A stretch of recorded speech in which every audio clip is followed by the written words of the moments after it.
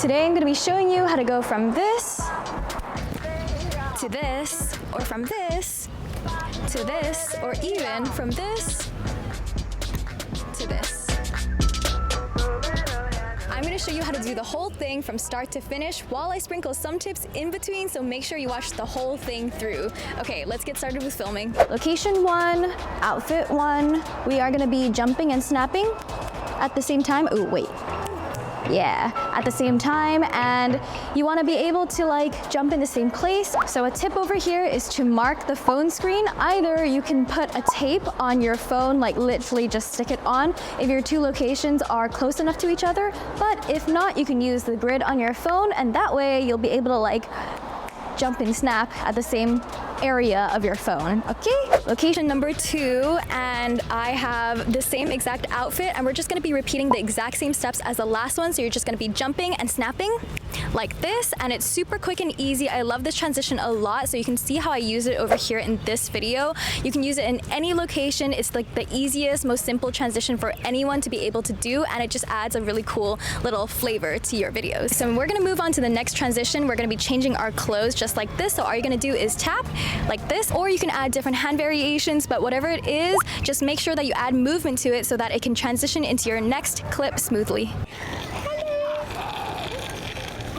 Okay, outfit number 2, we are going to be doing the exact same thing as your previous action. So if you did a tap like I did, do the exact same thing over here, and make sure you do it a couple of times so that you have different variations to work with in editing. The last transition, you're going to be taking an accessory with you, and you're just going to be tossing it up in the air like this, and do that a bunch of times as well, and then we're going to be moving on to the next location. For the last location, all you're going to do is just toss the item a couple times to make sure that your movements align.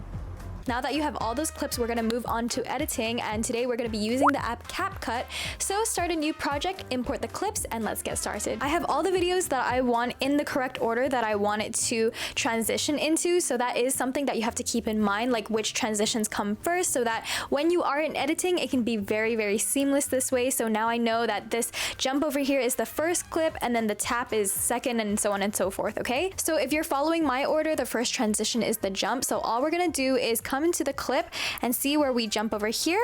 I'm just going to expand the clip, and right about the time where I am kind of mid jump and before I'm landing, that's where I'm going to split it. Right about here, split, delete, and then right about where I'm in the air for the second video, that's where I want to cut it as well. So now you can see you're in the air here, and then you've landed over here. The next transition is where I'm tapping my top. So right about the time I have this tap over here, that's where I'm going to split it again, and then start my next clip at the tap as well. And if you want to get it a bit more precise, you can zoom in on the timeline like this and just trim it just a little bit more to get it a bit more accurate. So you can see this movement is where I'm extending my arm out, and right before it lands to the point where I want to catch the sunglasses, that's where I want to cut it, okay? So you can see that there's a general theme in all of these transitions, which is that there's going to be movement here, which is why the earlier tip that I have to try and attempt it a couple times is really important, so that you can kind of align the different movements with the different clips, because each time you don't really know how consistent you're going to be. So doing it a couple times and including that movement is very, very important. So right at the end here, right before it reaches that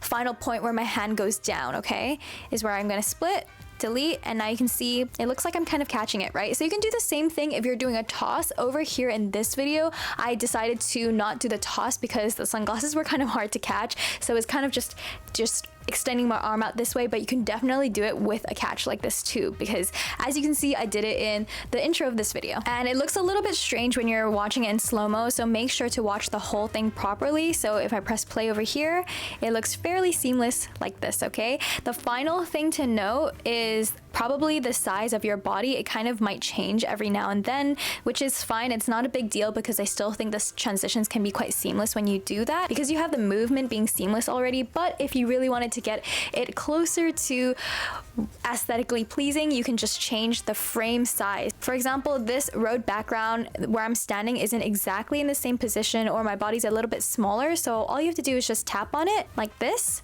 and expand the clip a little bit like this, and then play around so maybe it can be a bit more seamless like this. So if you followed all these steps, your final video should look something like this. That really is the basis of how to create these transition videos. They're very, very simple, straightforward, that I like to share because I feel like these are the easier ones that you can incorporate in any kind of video. You can use these transitions for outfit changes or like background changes, like you can see over here, or even like when you want to have like accessory differences, like that's really, really nice to include in your videos. So I hope you have fun with it. I hope you learned something. I hope this process was really easy for you to follow. Let me know down in the comments below if you were able to follow it, what your favorite transition was. And don't forget to follow me on Instagram for more creative videos or creative content. I will be posting the final one over there as well on Shorts, so I will link it down below when it is finally ready. And tag me over there if you do use this template. I would love to see it. So with that being said, go create a life that you're proud of. See you next time. Bye!